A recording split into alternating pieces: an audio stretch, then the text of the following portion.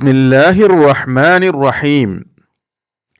இஹ்யா உலூமுத்தீன், உளத் தூய்மை, இமாம் கஸ்ஸாலி ரஹ்மத்துல்லாஹி அலைஹி அவர்கள் அருளியது. அத்தியாயம் 1. உளத் தூய்மை. மனிதன் உயர்வதற்கும் அவன் தாழ்வதற்கும் உள்ளம்தான் காரணம். நேர்மையான உள்ளம் கொண்டவன் நேரிய வழியில் செல்கின்றான். நற்பண்புகளையும் உயர்ந்த குணங்களையும் தன்னுள் உண்டாக்கிக் கொள்கின்றான். நல்ல காரியங்களை விரும்பிச் செய்கின்றான். தீய உள்ளம் கொண்டவன் நேர் எதிரானவன்.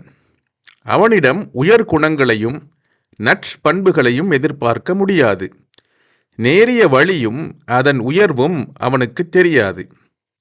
அறிஞர்கள் நற்குணம் பெற்றிருந்தார்கள்.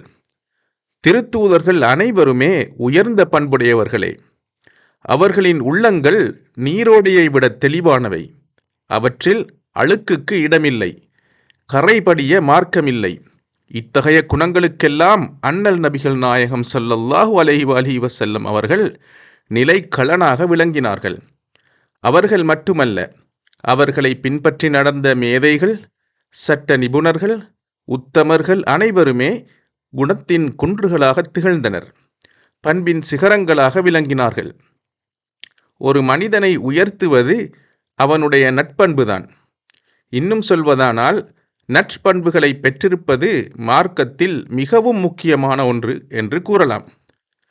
இந்த நற்குணங்களை உண்டாக்கிக் கொள்வதற்குத்தான் இறையச்சம் கொண்டவர்கள் அல்லும் பகலும் இறை வணக்கம் புரிந்தார்கள். இறையன்பு பூண்டவர்கள் மனப்பயிற்சியில் மூழ்கினார்கள்.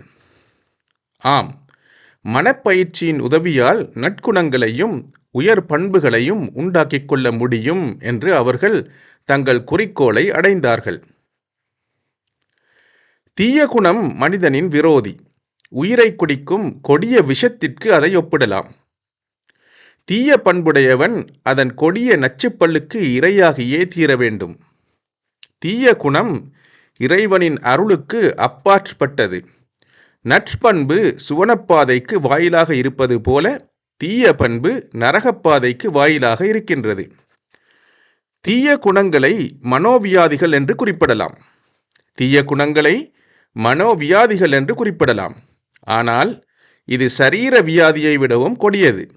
ஏனெனில் இந்த வியாதி முற்றிப்போகும் போது நிரந்தரமான மறுமை வாழ்க்கையே பாழாகி விடுகின்றது.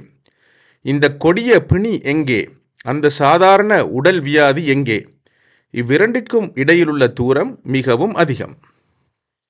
உடல் வியாதியின் விஷயம் இப்படி இல்லை.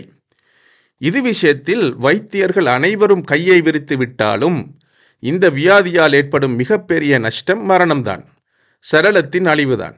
இதனால் தற்காலிகமான உலக இன்பத்தை இழக்க நேரிடுகின்றது, அவ்வளவுதான். ஆனால் மனோவியாதியின் விஷயத்தில் வைத்தியர்கள் கையை விரித்து விட்டால் அதனால் இம்மை மட்டுமல்ல, மறுமையும் பாழாகி விடுகின்றது. மனோவியாதி கொண்டவனுக்கு மறுமையில் ஏது மதிப்பு? தன் மனோவியாதிக்கு பரிகாரம் தேடிக்கொள்ளும் அளவிற்கு வைத்திய சாஸ்திரம் கற்றுக்கொள்ளுவது அறிவுடைய ஒவ்வொரு மனிதனுக்கும் கடமையாகும். ஏனெனில் எந்த உள்ளமும் முழுக்க முழுக்க வியாதியற்ற நிலையில் இருக்க முடியாது. ஒவ்வொரு உள்ளமும் ஏதாவதொரு வியாதியை தன்னுள் வைத்து கொண்டுதான் இருக்கும். அதை அசட்டை செய்யக்கூடாது, நன்கு கவனிக்க வேண்டும். இல்லையேல் மிகவும் சாதாரணமாக இருந்த அந்த மனோவியாதி நாளடைவில் வலுவேறி போய் வெளிப்பட ஆரம்பித்துவிடும். இப்படி அது பகிரங்கமாகும் போது அதற்குரிய காரணங்களையும் அதை அகற்றுவதற்குரிய மார்க்கத்தையும் ஆராய வேண்டிய அவசியம் உண்டாகின்றது. இதற்கு பிறகு மனோவியாதிக்கு சிகிச்சை செய்யப்படும். இந்த சிகிச்சை குறித்துதான் வல்ல நாயன் கது அஃப்லஹ மன் ஸக்காஹா ஃபக்து ஹாப மன் தஸ்ஸாஹா, உள்ளத்தை பரிசுத்தப்படுத்தியவர்கள் வெற்றி கண்டு விட்டார்கள், அதை பாவத்திலே புகுத்தியவர்கள் அவர் பாவிகளாகி விட்டார்கள் என்று திருக்குர்ஆனிலே கூறுகின்றார். இந்த நூலில் பெரும்பாலான மனோவியாதிகளையும் அவற்றை அகற்றுவதற்குரிய வழிவகைகளையும் விளக்கப் போகின்றேன். மனோவியாதி உண்டாவதற்குரிய காரணங்கள், மனோவியாதியின் போது வெளிப்படும் அடையாளங்கள் முதலியவற்றை முறையே எழுதியிருக்கின்றேன்.